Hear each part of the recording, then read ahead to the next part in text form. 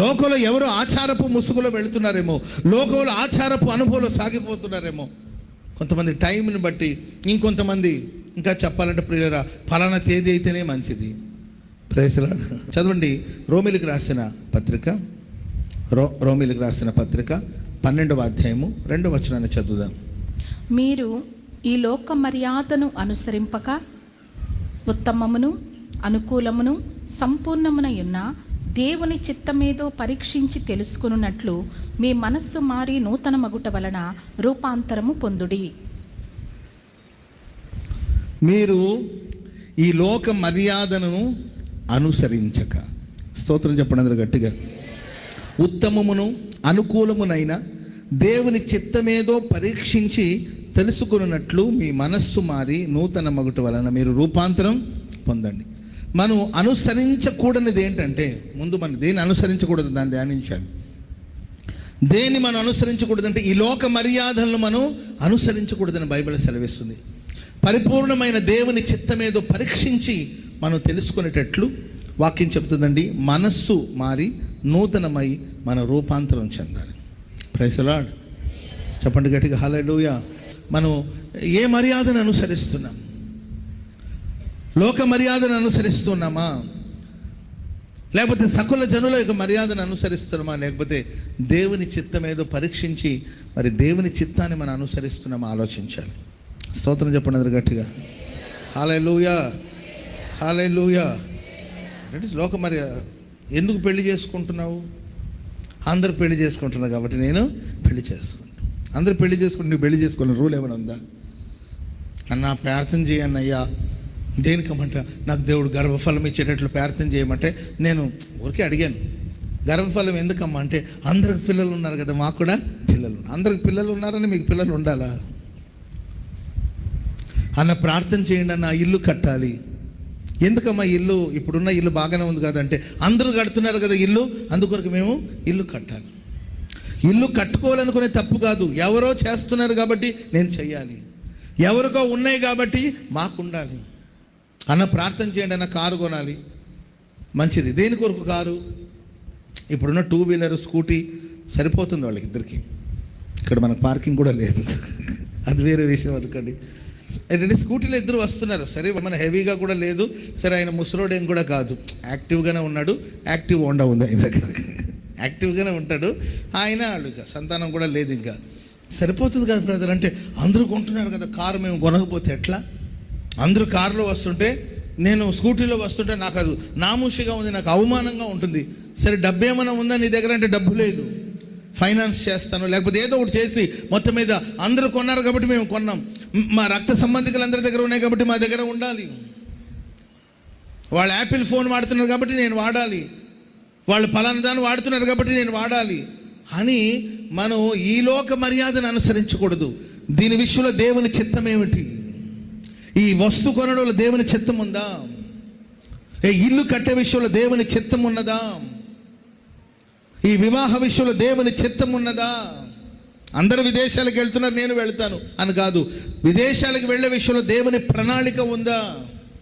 అందరూ పోతున్నారుగా నేను పోతా, నా ఫ్రెండ్స్ అంతా పోయారు, అక్కడ చాలా బాగుందంట, నన్ను రమ్మని పిలుస్తున్నారు, వెళుతున్నానంటే సరే నీ పట్ల దేవుని ప్రణాళిక ఉందా? ఎవరిని అనుసరిస్తున్నాము? దేన్ని ఫాలో అవుతున్నాము? నిదానించి ఆగి ఆలోచించి ప్రభు చిత్తం అయితే మనం ముందుకు సాగిపోవాలంతే. ఆమెన్ చెప్పండి గట్టిగా, చెప్పండి గట్టిగా హల్లెలూయా.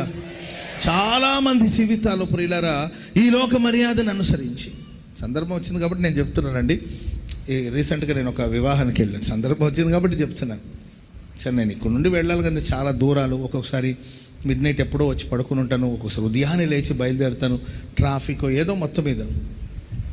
ఈ పెళ్ళిళ్ళకి వీటికి పెద్దగా నేను ఆసక్తిని చూపించను, వెళ్ళినా ఒక పావుగంట. ఆశీర్వాదమే కాదండి, నేను అక్కడున్నా ఆశీర్వదిస్తాను, ఇక్కడున్నా ఆశీర్వదిస్తాను. కానీ అన్న నీవు రావాల్సిందేనా, మీ శుభవచనాలు చెప్పాల్సిందేనా, మీ ఆశీర్వాదం, దేవుని ఆశీర్వాదం బిడ్డల మీద ఉండాలని పిలుస్తూ ఉంటారు. ఏంటంటే 9 గంటలు 8 గంటలు ప్రయాణం చేసుకుంటూ అక్కడ 10 నిమిషాలు లేకపోతే ఒక పావు గంట ఉంటాను, లేకపోతే అరగంట ఉంటాను నేను ఆ పెళ్లిలో. 6 గంట పెళ్లి కోసం నేను 6 గంటలు 9 గంటలు ప్రయాణం చేసుకుని వెళుతుంటాను కొన్నిసార్లు. సరే ఆ కుటుంబం మీద ఉన్న ప్రేమతో కావచ్చు, ఆ బిడ్డలను ఆశీర్వదించాలనే మనసుతో కాబట్టి వెళుతూ ఉంటాను. ఈ మధ్యకాలం ఒక వివాహానికి నేను వెళ్ళేటప్పుడు కొంచెం ఆలస్యమైంది. Praise Lord. కొంచెం ఆలస్యమైంది. సరే వివాహం జరిగింది. ఆ తర్వాత కొంతకాలానికి వాళ్ళకి భార్య భర్తలు ఏదో ఉంటాయి కదండి, కొత్తగా పెళ్ళైన వాళ్ళకి ఏదో సమస్య ఉంటుంది. వాళ్ళకి ఏదో సమస్య వస్తే ఆ తల్లి అంటదంట 11 గంటల 12 నిమిషాలకి ముహూర్తం చూసుకున్నాము. అన్నేమో 11 గంటల 30 నిమిషాలకు వచ్చాడు. ముహూర్తంలో సరిగ్గా జరిగి సకాలానికి జరగలేదు కాబట్టి ఏమో వాళ్ళిద్దరికి ఒకటే మనస్పర్ధలు అంట. మీకేమైనా అర్థమవుతుందో అర్థండి? వాళ్ళిద్దరికీ అసలు సెట్ అవ్వట్లేదు. ఎందుకు సెట్ అవ్వట్లేదు అంటే, అన్న 11 గంటల 12 నిమిషాలకంతా ఉండమని నేను చెప్పాను, అన్న 11 గంటల 30 నిమిషాలకు వచ్చాడు. ఇంచుమించు 19 నిమిషాలు ఆలస్యమైంది. అందుకేనేమో అంటే దేన్ని మనం అనుసరిస్తున్నట్లు. నేనంటాను, నీ కొడుకు నీ కోడలు సమాధానంగా లేకపోతే బుద్ధి చెప్పి, వరే బాబు కుటుంబం అంటే ఇలా ఉంటుంది, జాగ్రత్తగా జ్ఞానంగా కాపురం చేసుకోమని చెప్పాలి. అమ్మాయికమ్మా, జ్ఞానవంతురాలైన స్త్రీ తన ఇల్లుని కట్టుకుంటుంది, మూర్ఖురాలు చేతులార పాడు చేసుకుంటుంది. పాడు చేసుకోవద్దమ్మా, లోబడి ఉండు, జ్ఞానంగా ఉండు. అరే అమ్మాయిని బెదిరించొద్దు, భయపెట్టొద్దు, జ్ఞానంగా కాపురం చేసుకోమని ఆయనకి చెప్పవలసిన విషయాలు ఆయనకి చెప్పాలి, ఈమెకి చెప్పవలసిన విషయాలు ఈమెకి చెప్పి కుటుంబాన్ని కట్టడానికి ప్రయత్నించాలి. అంతే కదండి, కుటుంబాన్ని కట్టడానికి ప్రయత్నించాలి. కానీ లోక మర్యాదలు అంటే లోకంలో జరుగుతున్నాయి కదండి, పలానా ముహూర్తానికి జరిగితే మంచిది, పలాంటి మంచి టైము, ఇది బ్యాడ్ టైము, ఇది గుడ్ టైము అని అంటున్నారు కదండి. సమయాలు, కాలాలు, సమయాలన్నీ కూడా దేవుని స్వాధీనంలో ఉంది. ఆమెను చెప్పండి అందరు గట్టిగా. ఆదివారాన్ని సృష్టించింది ఆయన, సోమవారాన్ని సృష్టించింది ఆయన, మంగళవారం, బుధవారం, గురువారం, శుక్రవారం, శనివారాన్ని సృష్టించింది ఆయన. ఆయన ప్రతిరోజు మంచిది మంచిది మంచిది మంచిదని చూసే కదా సృష్టించాడు. లోకంలో ఎవరో ఆచారపు ముసుగులో వెళుతున్నారేమో, లోకంలో ఆచారపు అనుభవంలో సాగిపోతున్నారేమో. కొంతమంది టైంని బట్టి, ఇంకొంతమంది ఇంకా చెప్పాలంటే ప్రియులరా ఫలానా తేదీ అయితేనే మంచిది. Praise Lord. 1వ తారీఖు, 1వ నెల, అట్లా ఏంటండి టైం బట్టి ఏముండదు, సంఖ్యాశాస్త్రం ఏముండదు. ఆయన ప్రేమించే వారి కొరకు మేలు కలుగుట కొరకే సమస్తమును సమకూడి జరుగుతాయి. స్తోత్రం చెప్పండి అందరు గట్టిగా. హల్లెలూయా, హల్లెలూయా. ఒకరికి వివాహానికి డేట్ ఇచ్చానండి, ఆ రోజు అమావాస్య అంటే నాకు తెలియదు. అర్థమైందండి, ఆ రోజు డేట్ ఇచ్చాను నేను, నాకు ఖాళీ లేదని ఆ రోజు ఇచ్చాను. వెంటనే అక్కడ ఉన్న అయ్యో అదేంటి మీ పాస్టర్ గారు అమావాస్య రోజు ఇచ్చాడు, ఇంకేముంది అమావాస్య చీకటి బతుకు అన్నారు. వాళ్ళు నాకు కబర్ పెట్టారన్న అమావాస్య రోజు డేట్ ఇచ్చారంటే మరి నాకు అప్పుడే ఖాళీ ఉంది, నేనేం చేస్తాను, మరి ఏం చేయమంటారు బ్రదర్, వేరే డేట్ ఏదైనా పెట్టుకుంటే ఇంకెవరైనా వస్తారేమో, నాకు వెళ్ళిపడదు. లేదు అన్న మీరు రావడమే నాకు ముఖ్యం, దాని దేవుందిలేనా, అమావాస్య ఏముంది, పౌర్ణమి ఏముందన్న, కాలాలు సమయాలు దేవుని స్వాధీనంలో ఉంది. దేవుడు పరిశుద్ధపరిచిన దాన్ని మనం కాదనకూడదు అని ఆ డేట్లోని వివాహం చేసుకున్నారు, చక్కగా ఉన్నారు, పిల్ల పాపలతో సంతోషంగా బతుకుతున్నారు. పెళ్ళేమో అమావాస్య రోజు, జీవితం ఏమో ఏంటండి పౌర్ణమిలాగా వెలుగుమయంగా మార్చబడింది అనమాట. Praise the Lord. మనం నమ్మేదాన్ని బట్టి ఉంటుంది, మన విశ్వాసాన్ని బట్టి ఉంటుంది.